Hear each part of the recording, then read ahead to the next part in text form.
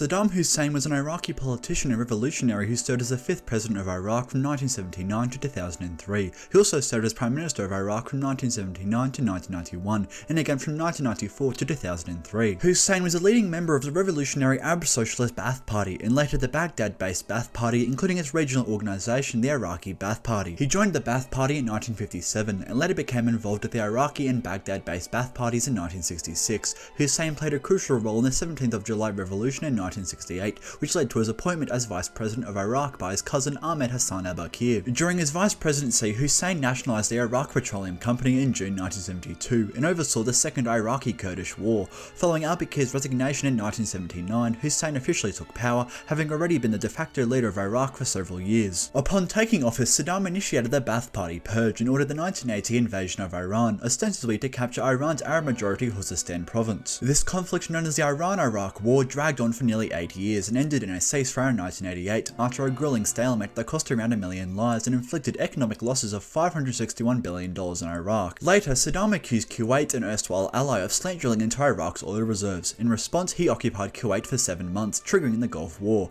A multinational coalition led by the United States defeated Iraq in 1991, leading to United Nations sanctions against Iraq. In 2003, the United States and its coalition allies invaded Iraq, falsely accusing Saddam Hussein of developing weapons of mass destruction and having ties with the terrorist group Al-Qaeda. The Ba'ath Party was banned and Saddam went into hiding. He was eventually captured on December 13, 2003 in the town of Ad-Duwa in Iraq. His trial was conducted by the Iraqi interim government, and on November 5, 2006 he was convicted by the Iraqi High Tribunal of Crimes Against Humanity for the 1982 killing of 148 Iraqi Shias. He was sentenced to death by hanging and was executed on December 30, 2006. Yet, alongside running a repressive authoritarian regime often described as totalitarian, Saddam Hussein, the leader of an overwhelmingly Muslim Iraq, claimed to be a descendant of the Prophet Muhammad, the founder of Islam. This claim, initiated in 1979, was part of a strategy to legitimize his rule through religious and historical references. Saddam published a family tree tracing his lineage to Muhammad's grandson Hussein ibn Ali, the son of Ali ibn Abi Talib, and Muhammad's daughter Fatima. He leveraged this image of himself as a prophetic descendant during the Iran-Iraq War, using it as a political tactic to influence Iraq's Shiite population, whom Iran sought to inspire to revolt against the predominantly Sunni Ba'ath government. So, was Saddam Hussein really a descendant of Muhammad? First of all, we must talk about the word Sayyid. A Sayyid is an honorific title given to Hassanids and Husseinids. Muslims recognize the descendants of the Islamic prophet Muhammad through his grandsons Hassan ibn Ali and Hussein ibn Ali. The eldest sons are Muhammad's daughter Fatima and his cousin and son-in-law Ali ibn Abi Talib, the first Imam in Shia Islam. The precise methods and institutions of control vary from country to country, but Sayyid status is typically regulated throughout much of the Islamic world. It's not simply a matter of making a claim. To be recognized as a Sayyid, one's lineage usually must be verified and recognized by a local authority who may or may not be employed by the state. This doesn't mean that there are no disputes over legitimacy of the status. Historically, the forgery of Sayyid status has not been uncommon and still occurs today, but it does mean that such disputes are generally addressed through established institutions rather than open family feuds. One of the most high-profile examples of a disputed lineage in recent history is that of Saddam Hussein.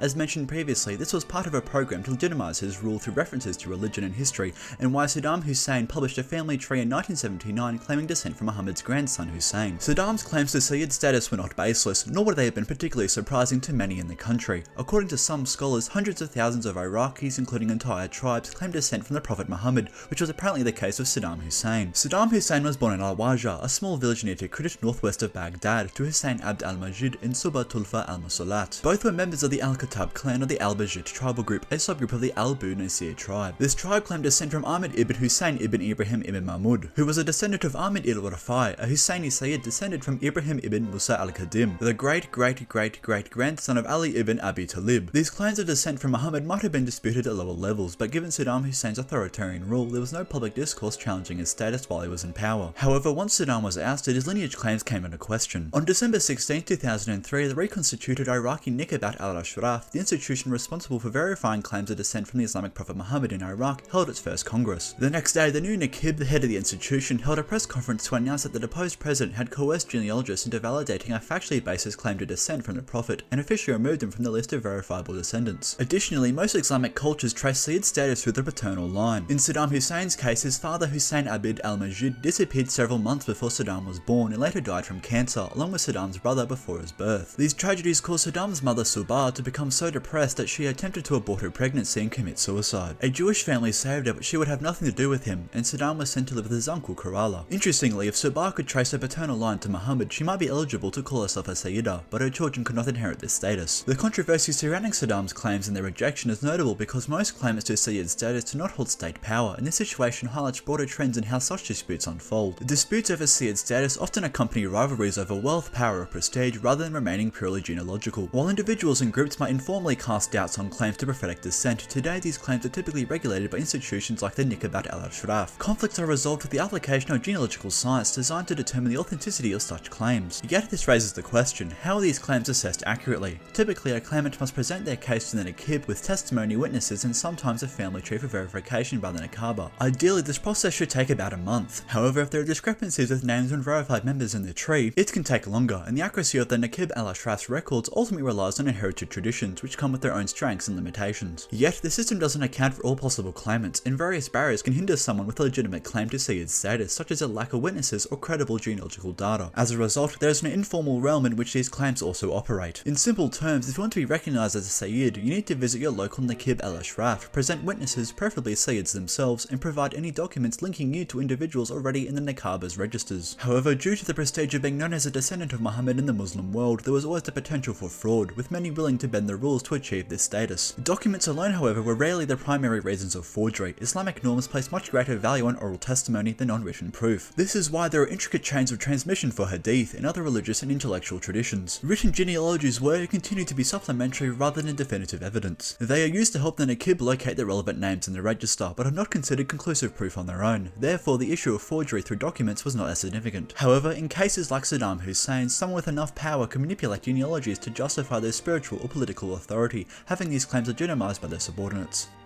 This hasn't made Jack, and if you're a descendant of Muhammad, please leave a comment down below.